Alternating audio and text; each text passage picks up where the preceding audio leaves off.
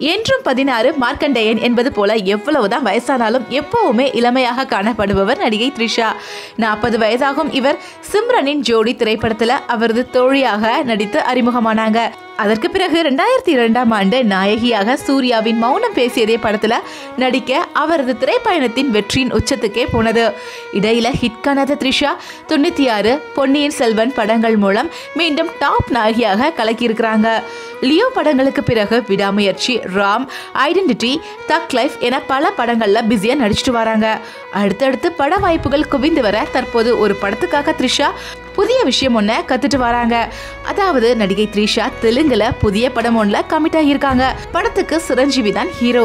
18 வருடங்களுக்கு பிறகு அவருடன் இணைந்து நடிக்க இருக்கிறாராம். படம் சரித்திர கதையில உருவாக இருக்குதான்.